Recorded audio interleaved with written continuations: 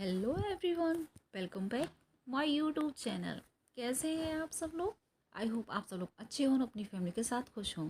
तो मॉर्निंग की स्टार्टिंग हुई है ये ब्यूटीफुल से फ्लावर्स के साथ। तो रेड रोज़ यहाँ खिल चुका है और ये वाइट वाला तो पहले ही खिला हुआ था जो मैं नर्सरी से लेकर आई थी। और ये ऑरेंज कलर के, तो इसमें से दो तीन तो खिले हुए थे और दो तीन हैं जो आज खिले हैं। और ये टाइंसिस का प्लांट रिपोर्ट करने बाकी हैं ये अभी। और यहाँ हो रही है स्टार्टिंग मेरी रंगोली बनाने से। एक्चुअली यहाँ आज न्यू ईयर है। दिवाली के नेक्स्ट डे गुजरात में यहाँ न्यू ईयर स्टार्ट हो जाता है। मतलब गुजराती जो लोग हैं उनका नया साल स्टार्ट हो जाता है। मतलब उस दिन तिथि होती है पड़वा, लेकिन इस बार सूर्य ग्रहण की वजह से वो तिथि एक दिन का गैप हो गया है। तो ये वीडियो 26 अक्टूबर का है, तो आज मैं इसे एडिट कर रही हूँ। तो यहाँ रंगोली बन चुकी है। एक्चुअली ये रंगोली मैंने गूगल पे से सर्च की थी। तो बीच के जो सर्कल हैं वो जानवी ने बनाई है और बाकी का जो सर्कल है वो सब मैंने ही किया है। और मतलब इसमें बेंगल्स की मैंने हेल्प ली थी, उससे ये फ्लावर्स बनाए हुए हैं। तो कमेंट बॉक्स में बताइएगा कि रंगोली कैसी बनी है। हालांकि मुझ पे मतलब ऐसे बिल्कुल परफेक्ट नहीं बनती है। मतलब मुझ पर क्या है, कलर जो इधर उधर फैल जाते हैं, आप देख ही सकते हैं यहाँ फैले हुए हैं। बट फिर भी ना से तो कुछ तो किया मैंने अच्छा। तो मैं अर्ली मॉर्निंग ही उठ गई थी क्योंकि मुझे रंगोली बनानी थी और रंगोली बनाने में ही हमें 1 से 1.5 घंटा लग जाता है। हालांकि मैं क्या थोड़ा धीरे धीरे बनाती हूँ जिससे कि उसमें थोड़ी सी फिनिशिंग आए। और जानवी भी यहाँ मेरी हेल्प करा रही है। जानवी भी मॉर्निंग में जल्दी उठ गई थी, तो उसने भी मेरी हेल्प कराई थी रंगोली बनाने में।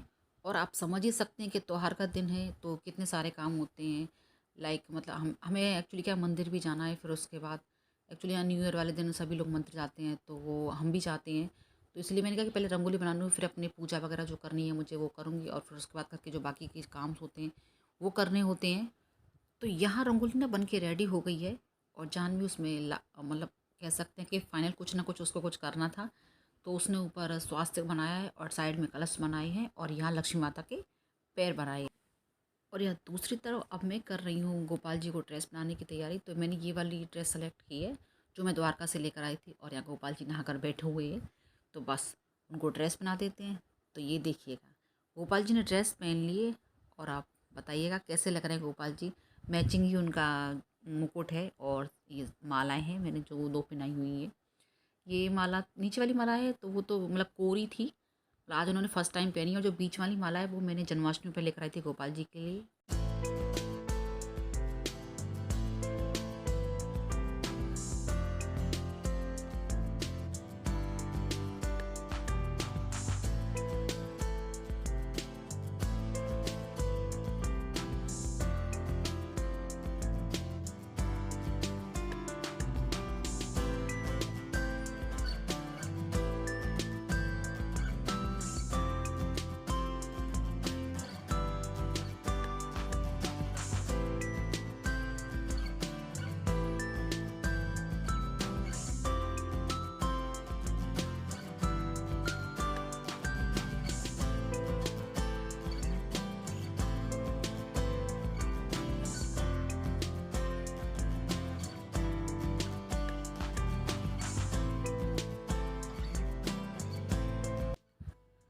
तो हम सब लोग मंदिर आ चुके हैं। तो ये मंदिर छानी में है, तो ये राम जी मंदिर है, तो वहाँ आए हुए हम।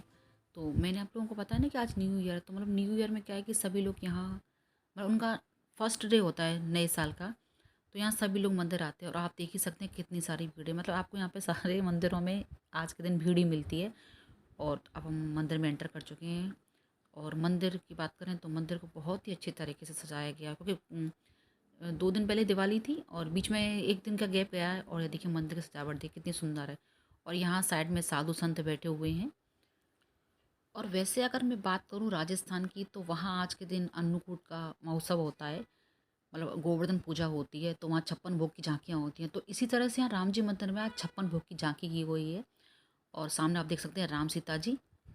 और अब हम लोग जा रहे हैं दूसरे मंदिर, तो वो यहीं पास में ही है। तो वो हनुमान टेकरी है, मतलब जहाँ हनुमान जी का मंदिर है और भी बहुत सारे देवी देवताओं के हैं। तो हम लोग यहाँ आए हैं हनुमान टेकरी। तो ये मंदिर मैंने आपको पहले भी दिखाया है। मतलब टेकरी मतलब ऊंचाई पे जो मंदिर हो उसे टेकरी कहते हैं।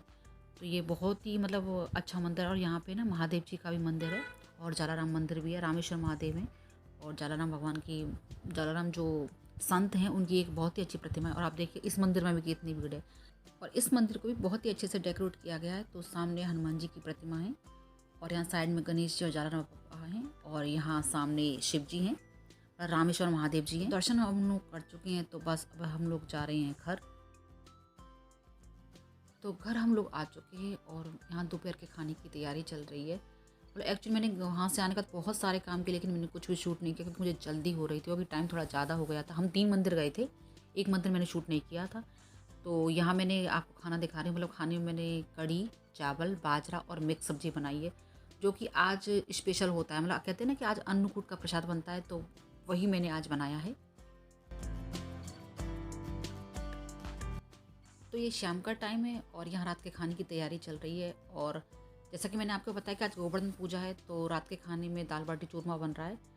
तो यहाँ ये जो चूरमे के लिए जो मुठियाँ बनाए जाते हैं तो जानवी ने तोड़ रही है और मैं इन टूटे हुए जो मुठियाँ हैं उनको मिक्सी में करती जा रही थी। और बाहर लिविंग रूम में बच्चों के डैडी हैं, वो उनके लड्डू बना रहे हैं। एक्चुअली मैंने उस चीज़ को वहाँ शूट नहीं किया क्योंकि थोड़ा जल्दी हो रही थी। हमारे रिलेटिव्स का फ़ोन आ गया था कि आप लोग जल्दी आ जाइए गोवर्धन पूजा के लिए। तो मैंने कहा कि मुझे थोड़ा टाइम लगेगा।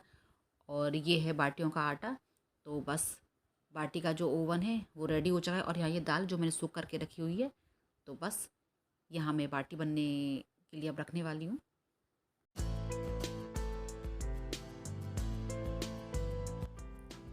और ये है मेरी रंगोली जो मैंने दिवाली वाले दिन बनाई थी। तो ये ना ख़राब नहीं हुई थी। तो आज के दिन मैंने क्या है कि इसको ना फूलों से मतलब उसकी आउटलाइन मतलब एक फूल टाइप में उसको डेकोरेट कर दिया और यहाँ ये दीपक भी जला दिया है। तो रंगोली बहुत ही प्यारी लग रही है। तो ये जो आगे की क्लिप्स है तो ये है गोवर्धन पूजा की। मतलब हमें अपने रिलेटिव्स हैं उनके यहाँ आए हुए हैं गोवर्धन पूजा करने के लिए। जो लोग राजस्थान से यूपी से तो वहाँ तो गोवर्धन पूजा की जाती है लेकिन गुजरात में ना गोवर्धन पूजा नहीं की जाती है। मतलब यहाँ ये कल्चर नहीं है। तो हम अपना कल्चर भी फॉलो करते हैं। और सबसे अच्छी बात यह है कि हमारे जो रिलेटिव्स यहाँ रहते हैं तो एक्चुअली क्या है आप समझ सकते हैं कि फ्लैट में गोवर्धन बनाना बहुत ही मुश्किल होता है। और कहाँ से गोबर लेके आओ। मेरी इच्छा थी कि मैं कहीं से गोबर लेके आऊँ गोवर्धन बनाऊँ, लेकिन तब तक हमारे रिलेटिव्स का कॉल आ गया था कि आप लोग गोवर्धन पूजा के लिए हमारे यहाँ आ जाइए। अब देखती हूँ नेक्स्ट ईयर मैं चाहती हूँ कि मैं गोवर्धन पूजा अपने ही फ्लैट में करूँ। देखते हैं जैसे गोवर्धन महाराज की इच्छा। और यहाँ सब पूजा कर चुके हैं तो बस गोवर्धन महाराज की परिक्रमा कर रहे हैं। और गोवर्धन महाराज की जब परिक्रमा करते हैं तो लोग कैसे गीत गाते हैं तो चलिए मैं आपको सुनाती हूँ।